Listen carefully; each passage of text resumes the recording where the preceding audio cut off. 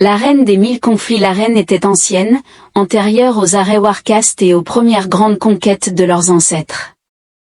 Elle était taillée dans les restes d'obsidienne d'une planète morte, ses murs ornés de glyphes dentelés émettant une lueur faible, comme si chaque goutte de sang jamais versée à l'intérieur était rappelée.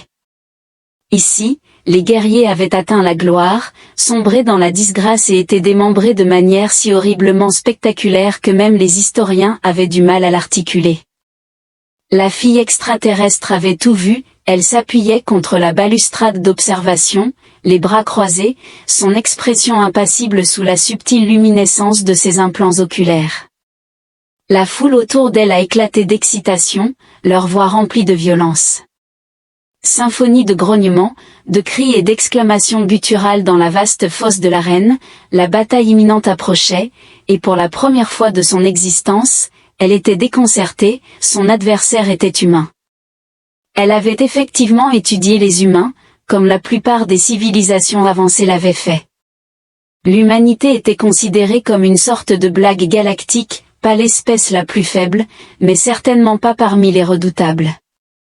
Il manquait de l'armement naturel des Dryrs, de la prouesse psychique des Vosons, ou de la suprématie technologique des Saurians. Bien qu'ils soient adaptables, une telle adaptabilité était à peine louable lorsqu'on succombait à des blessures dans une zone de combat. Pourtant, l'un d'eux se tenait là, l'humain était grand, bien que non imposant, possédant une musculature peu remarquable. Son visage était maigre et buriné, portant l'expression de quelqu'un qui venait de découvrir que son sandwicherie préférée avait fermé. En revanche, son adversaire était un guerrier Zeri. Bête à un être colossal de muscles et de plaques armées, mesurant plus de 2 fois sa hauteur, possédait des crocs jumeaux qui se courbaient vers l'avant comme des cimeterres organiques. Ses avant-bras se contractaient avec impatience, le rendant supérieur en combat dans tous les aspects imaginables. Cette rencontre serait rapide, la fille extraterrestre expira, se préparant à l'imminente confrontation à sens unique. Massacre, puis l'humain a articulé les règles du jeu, étendant les bras et roulant les épaules. Engageons-nous dans cela avec honneur, ou s'agit-il d'un scénario de tuer ou d'être tué dans la guerre? La bête émet un grognement rappelant le métal qui grince. Tu meurs en hurlant, remarqua l'humain pensivement, hochant la tête en signe d'approbation. D'accord, cool, mardi standard. Par la suite, la confrontation commença, un combat imprévu, une guerre déclenchée. La bête se jeta, se déplaçant avec une agilité inattendue pour sa taille. Ses griffes tranchèrent l'air, un flot létal dirigé vers le crâne de l'humain. Cependant, il n'était pas là, il se tordit et se baissa, l'attaque frôlant à peine sa tête. Avant que la bête de guerre ne puisse retrouver son calme, il avança sans reculer, mais en avançant, directement sous son bras. À l'étonnement de toute l'arène, il a donné une gifle, par un coup de poing ni un coup, mais un coup ferme de la main ouverte. Une paume frappa les côtes inférieures de Beast, accompagnée d'un jovial Boop the Beast, qui trébucha non pas de douleur mais d'une totale incrédulité face au sourire de l'humain. Oh, tu n'apprécies pas ça? Étrange, étant donné que j'en possède de nombreux, le guerre. La bête rugit de fureur et tourna sur elle-même, visant à l'écraser d'un coup de revers, mais l'humain était déjà en mouvement, se baissant juste assez pour laisser passer le coup sans dommage au-dessus de sa tête. Un autre coup, cette fois à l'arrière de la tête de la bête de guerre. La foule tomba silencieuse. La fille extraterrestre plissa les yeux, observant de près. L'humain jouait avec son adversaire, non par arrogance, non, il y avait du calcul derrière cela. Il n'essayait pas de surpuissancer la bête, il la frustrerait, perturbant son rythme. C'était une tactique qui n'avait pas sa place dans le combat régimenté des Zeri. Leurs guerriers combattaient avec une efficacité brutale, ne recourant jamais à des astuces ou à la moquerie. Pourtant, voici cet humain réduisant un guerrier à un idiot en colère en temps réel. La guerre, la bête balançait maintenant de manière désordonnée, perdant sa précision à chaque fois qu'elle ratait. L'humain répliquait non pas avec force, mais avec des tapotements, des coups de coude et des feintes insultamment simples. À un moment donné, il esquiva une charge et fit trébucher la bête d'un simple placement de pied, l'envoyant s'écraser face contre terre. Oh non, mon pote, ça va. L'humain se tenait juste au-delà de la portée de la bête de guerre, luttant contre l'anxiété qui serait plutôt humiliante.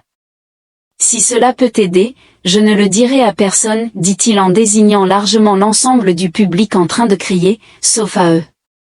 La bête de guerre poussa un hurlement furieux et se jeta, mais l'humain esquiva une fois de plus. Il riposta avec un coup de pied précis et puissant au genou, suivi d'un coup de poing à la gorge, d'un pivot, et d'un coup de coude à la base du crâne, rendant la bête de guerre immobile. L'arène tomba dans le silence alors que la foule cessait ses acclamations. Pour la première fois depuis des années, la fille extraterrestre se retrouva à agripper la rambarde, son regard fixé sur l'humain en bas. Il se tenait au-dessus de son adversaire vaincu, respirant légèrement comme s'il venait de terminer un entraînement décontracté. Puis, il applaudit et remarqua, « Eh bien, c'était amusant. » Il leva les yeux vers les plateformes d'observation, identifiant la fille extraterrestre parmi les dignitaires. Son regard s'attarda légèrement plus longtemps sur elle que sur les autres avant qu'il ne lui adresse un salut désinvolte. Par la suite, l'arène sombra dans le tumulte, certains spectateurs acclamaient tandis que d'autres bouillonnaient de rage. Les seigneurs de guerre et les stratèges se consultèrent discrètement, tentant de comprendre les événements récents.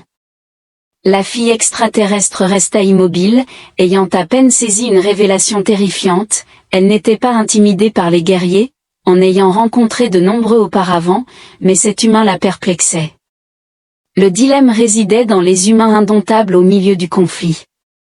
La forme comateuse de Beast a été extraite du sol de l'arène par deux attendants entièrement armés, ses membres substantiels créant de profondes ornières dans la terre. L'humain se tenait à l'écart, étirant ses bras comme s'il venait de terminer un jogging matinal plutôt qu'un horrible combat de gladiateurs. La fille extraterrestre, toujours accrochée à la rampe d'observation, exhala doucement, c'était insurmontable le conflit. Beast avait été un vétéran de 100 batailles, entraîné dans les voies de la guerre depuis sa naissance, ses muscles renforcés par des améliorations biologiques.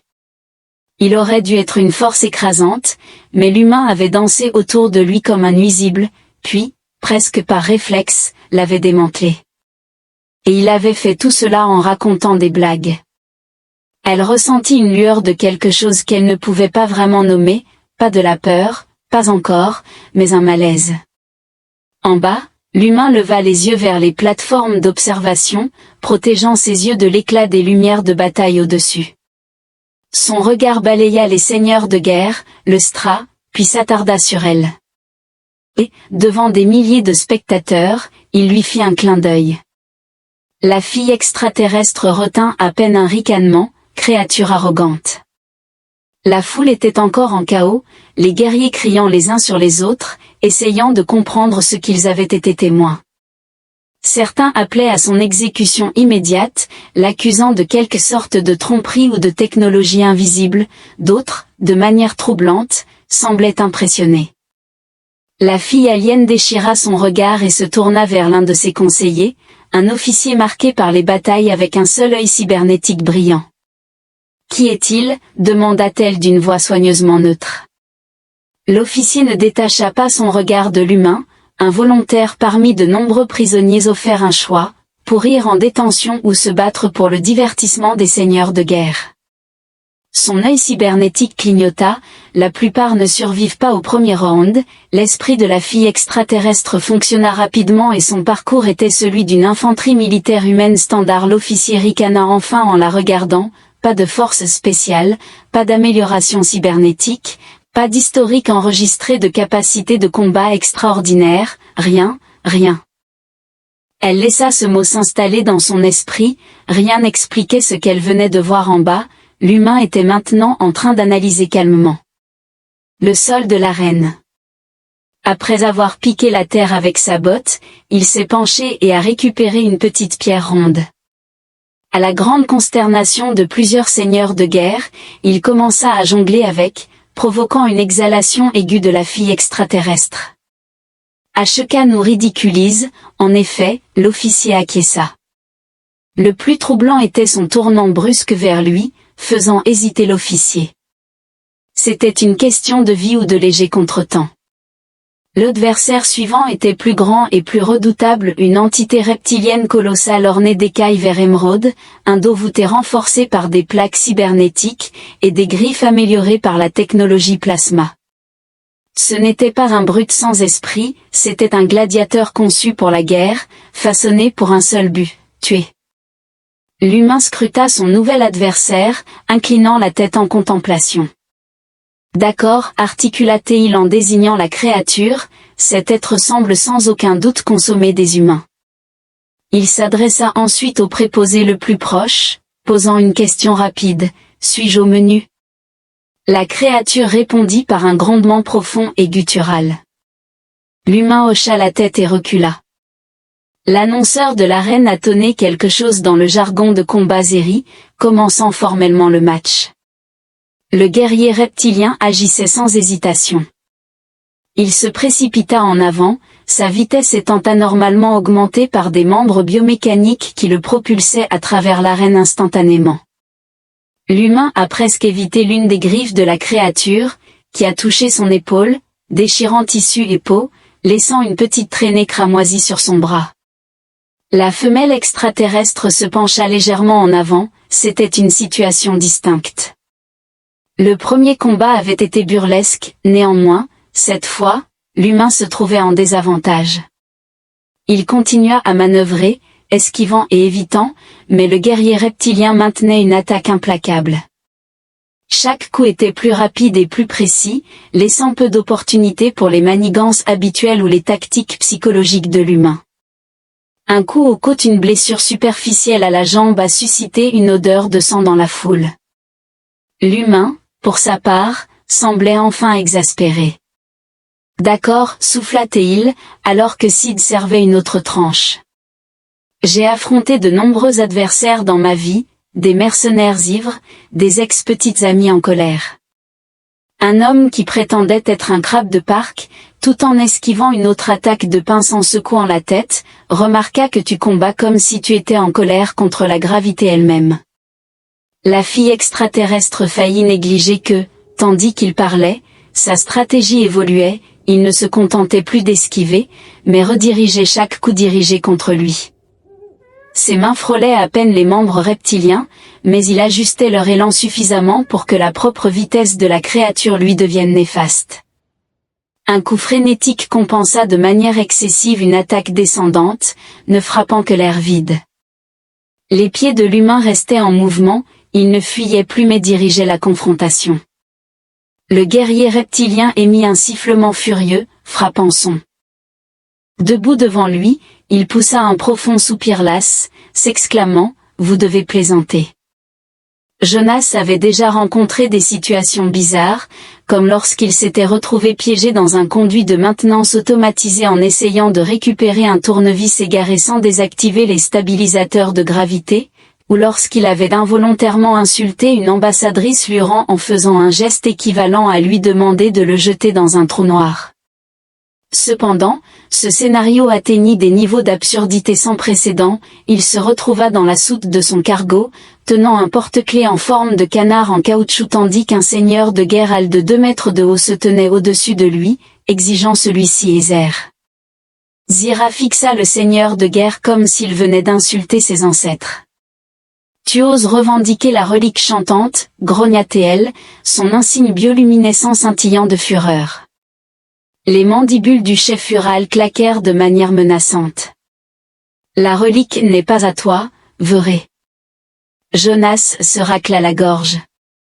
Pour clarifier, cette relique sur laquelle vous êtes tous fixés, il tendit le canard, n'est qu'un jouet pour enfants. Les yeux composés de la maison se fixèrent sur lui. Vous ne comprenez pas son pouvoir, humain. Jonas remarqua avec dérision que l'objet avait été fabriqué dans une usine bon marché sur Terre, qui produit également des porte-clés fantaisie ressemblant à de petits burritos spatiaux. Le seigneur de guerre resta impassible. Il vocalise. Jonas exhala, déclarant à chaque créature cosmique, si une personne de plus affirme que cet objet chante. Zira se pencha plus près, mais Jonas se prit le nez entre les doigts, s'exclamant « Oh mon Dieu !» Avant que la situation ne puisse s'aggraver davantage, l'IA du vaisseau intervint par radio. Avertissement de sécurité maritime 3RLR évasion. Un amarrage non autorisé de capsule a eu lieu. Le personnel à bord de Jonas a eu le ventre noué. Attendez, vous avez tous amené des renforts? Le seigneur de guerre oral sourit, dévoilant une rangée déconcertante de dents pointues. Nous avons anticipé la résistance. Les marques de Z émettaient une lueur rouge pour vérification. Je ne suis qu'à quelques secondes de commettre un acte violent pour lequel vous orchestrez audacieusement une invasion. L'artefact Jonas leva les mains, s'exclamant qu'ils orchestreraient une invasion à cause d'un canard en plastique. Le seigneur de guerre l'ignora et leva un communicateur vers ses mandibules, ordonnant de sceller le vaisseau. L'artefact Jonas et Zira échangèrent des regards, puis s'enfuirent simultanément dans la direction opposée alors que l'énorme canard en caoutchouc prenait la fuite. Jonas se précipita dans le couloir de la mule du voyageur. Zira se tenait à côté de lui, tandis que les pas menaçants d'individus lourdement armés résonnaient contre les grilles métalliques derrière eux. Jonas halta, à quel point sommes-nous en danger? Zira ne ralentit pas significativement son rythme. Jonas grogna, cool, tandis que tous deux tournaient un virage et entraient en collision avec une trappe de secours. Zira activa le panneau de sécurité, verrouillant les portes juste au moment où les guerriers oraux surgissaient au bout du couloir. Le seigneur de guerre rugit d'exaspération, frappant la porte de son poing griffu. Jonas se retourna brusquement. Et maintenant? Le regard de Zira parcourut l'espace confiné. Nous devons atteindre le pont de commandement. Si nous pouvons contourner les protocoles de sécurité, nous pouvons expulser le vaisseau dans l'espace. Jonas inspira profondément, réfléchissant à comment contourner les insectes de mort physique qui obstruent notre chemin.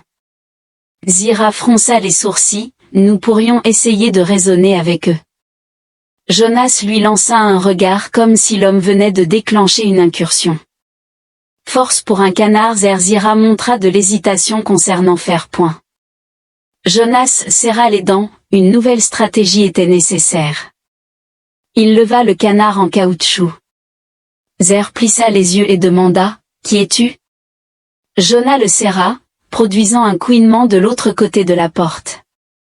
Le couloir des urgences devint silencieux, et un profond calme enveloppa le corridor. Puis, d'une voix presque révérente, le seigneur de guerre murmura à nouveau. Jonas et Zer échangèrent des regards horrifiés. Zira siffla à Jonas. Pour l'affection des étoiles, abstenez-vous de. Jonas le comprima encore une fois, produisant un couinement. Les mandibules de l'homme tremblaient dans ce qui ne pouvait être qualifié que d'enthousiasme. Jonas déplora intérieurement la déclaration de la relique. Zira, dit-il, je crois que j'ai involontairement transformé un canard en caoutchouc en une cérémonie sacrée. Zira respira fortement, cela illustre pourquoi les gens ne devraient pas être confiés avec des artefacts précieux. Jonas leva les bras en signe d'exaspération, ce n'était pas sacré. Les entités orales au-delà de la porte commencèrent à chanter dans leur langue profonde et gutturale. Le visage de Zira s'assombrit, la situation s'était nettement détériorée. Jonas reconnut son constat en voyant leur vénération pour son porte-clés, que ce soit un culte, un complot, ou même une excentricité extraterrestre. Jonas et Zira ont navigué dans les conduits de ventilation du vaisseau pour atteindre le pont de commandement avant que le Herald ne puisse couper leur accès alors qu'ils rampaient. Jonas dit, d'accord, pour clarifier, le verra.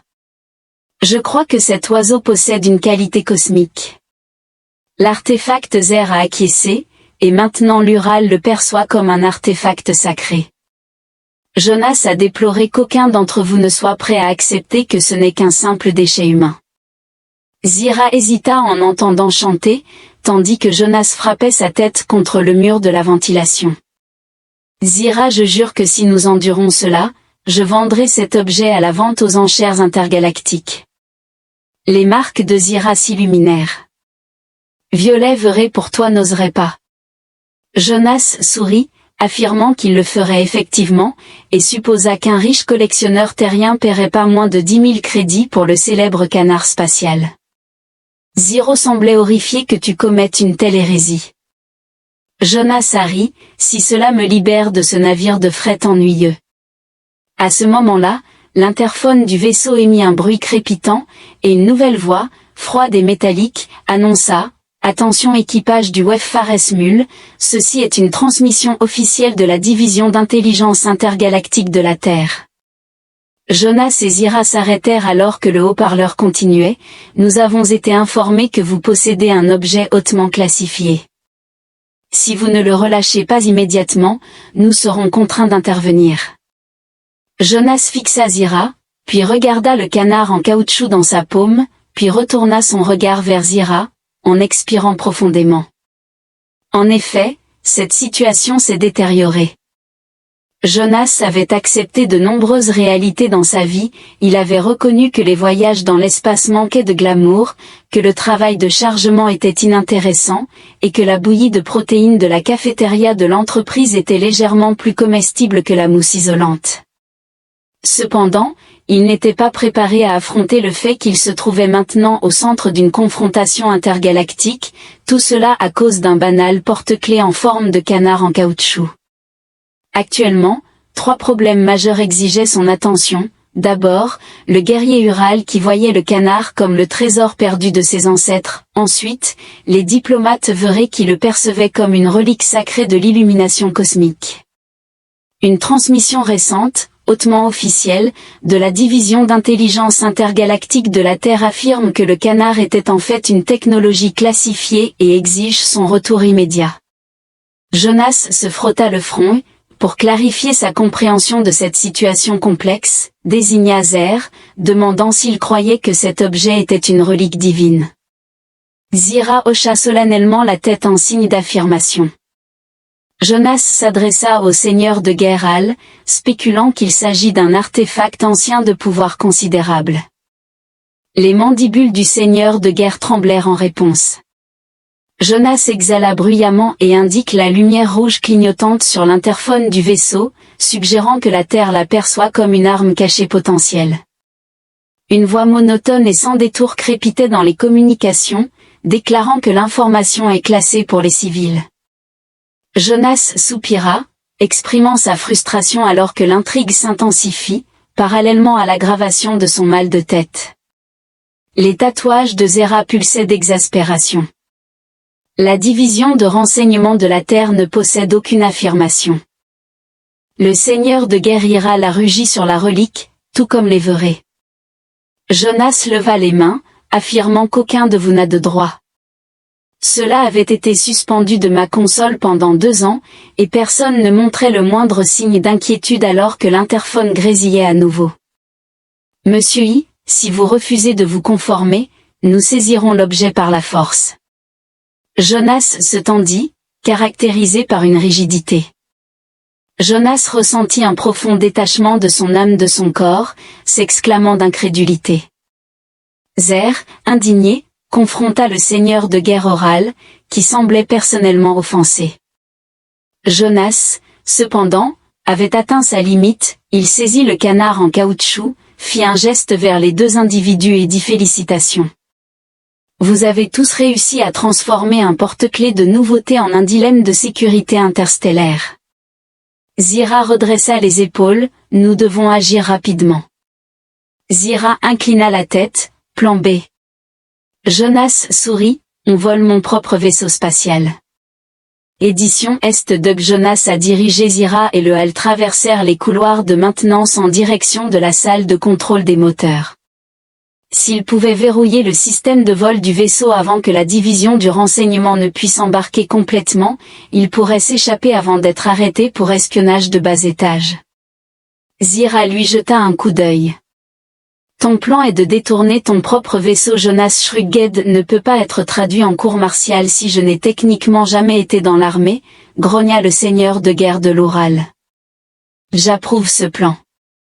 Jonas sourit, « Oh maintenant tu es de mon côté. » Le seigneur de guerre hocha la tête, « L'ennemi de mon ennemi est mon temporaire et irritant allié humain. » Allié Jonas porta une main à sa poitrine, touché.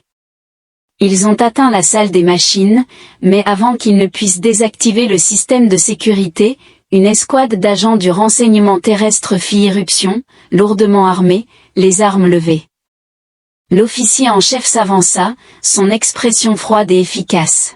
« Monsieur I, remettez l'artefact. » Jonas, se tenant entre trois factions différentes, sentit les options se réduisant rapidement, il leva inexplicablement le canard en caoutchouc au-dessus de sa tête comme s'il s'agissait d'un otage.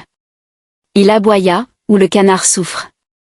Un silence s'ensuivit alors que la policière fronçait les sourcils. « Tu ne le ferais pas » Jonas resserra son étreinte. « Et c'est moi » le serpent oral siffla de terreur. « Humain, ne tentez pas le destin. » Zira bouillonnait dans un murmure.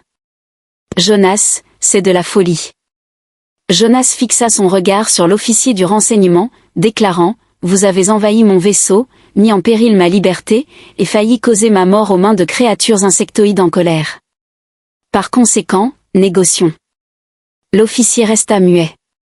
Jonas persista « Vous permettez à mon navire et à moi de partir indemnes, sans accusation ni poursuite, et je transporterai cet artefact loin de votre portée, garantissant qu'aucun autre conflit n'en surgisse. » L'officier serra la mâchoire. « Et si nous refusons ?» Jonas rétorqua avec un sourire en coin, appliquant progressivement de la pression sur le canard en caoutchouc, provoquant une tension visible dans chaque faction. Zer dit avec terreur, « Espèce de fou », l'individu semblait sur le point de perdre connaissance.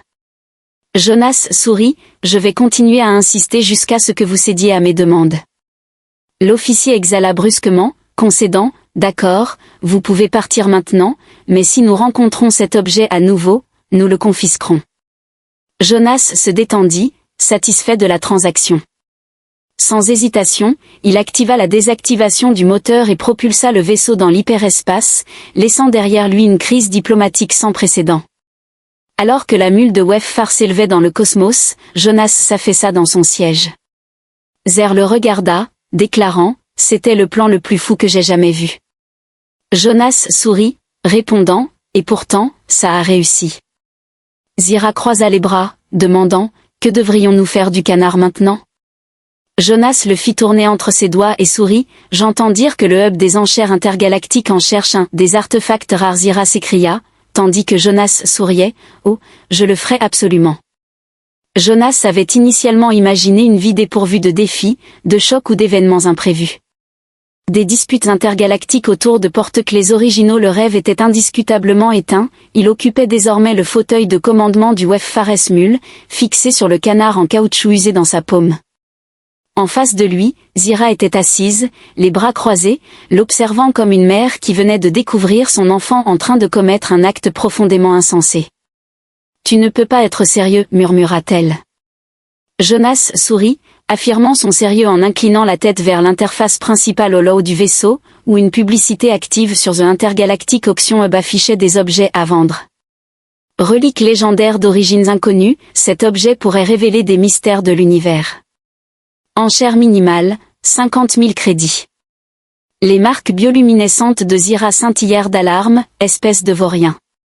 Après tout ce que j'ai enduré, je crois que j'ai droit à une prime de risque.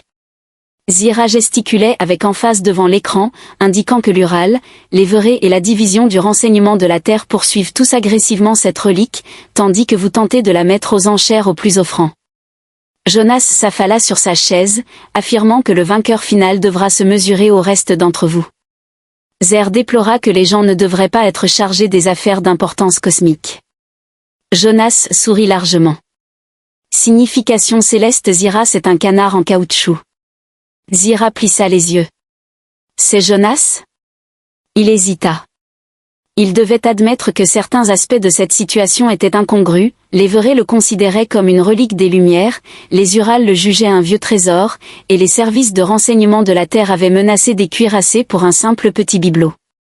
Jonas regarda le canard puis tourna progressivement les yeux vers Zira, contemplant la possibilité de sa signification.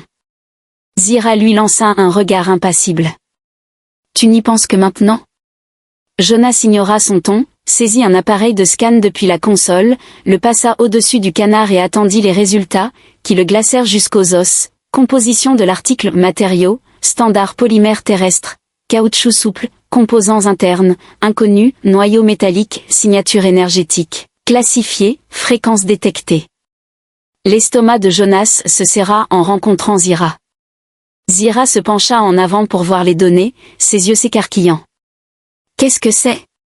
Jonas demanda.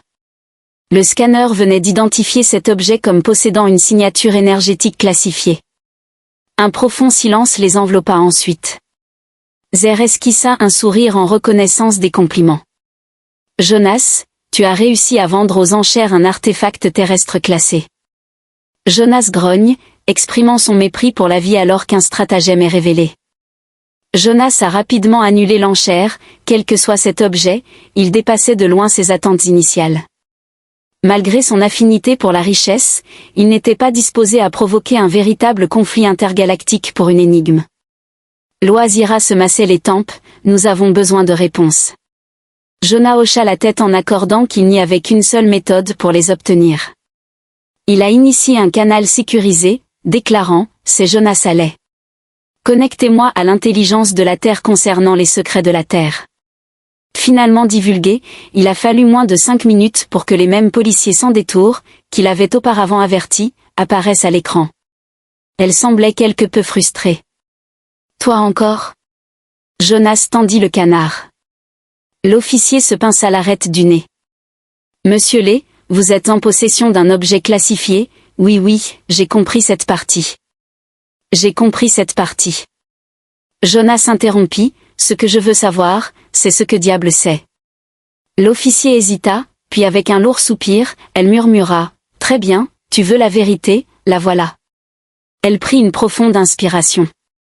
Il y a 70 ans, lors de l'avancée initiale de l'humanité dans l'espace profond, des scientifiques de la Terre ont détecté un signal enfoui dans le subespace.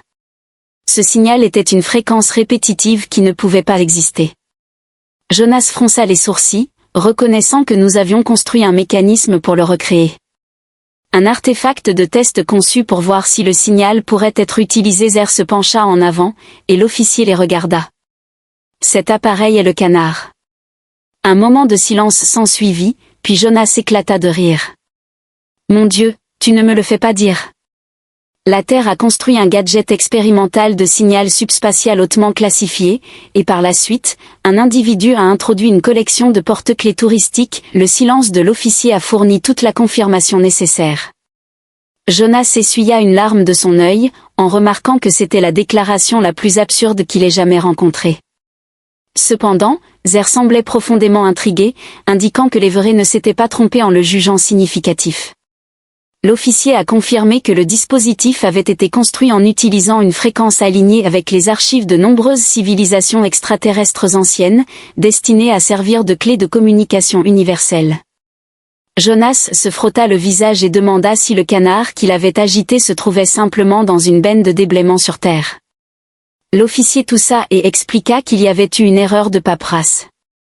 Jonas a ricané, indiquant son incrédulité quant au résultat final. Jonas posa le canard sur la console. L'officier soupira et ordonna, « Ramenez-le discrètement sur Terre, pas d'enchères, pas d'échange. Ne produisez pas de bruit strident en présence de cultures extraterrestres impressionnables. » Jonas observa Zira en train de regarder le canard, puis elle lui fit soudainement un sourire. « Et si nous l'utilisions à la place ?» proposa-t-elle. Jonas cligna des yeux devant le sourire de Zira, se demandant ce qui se passerait s'ils activaient la clé de communication universelle.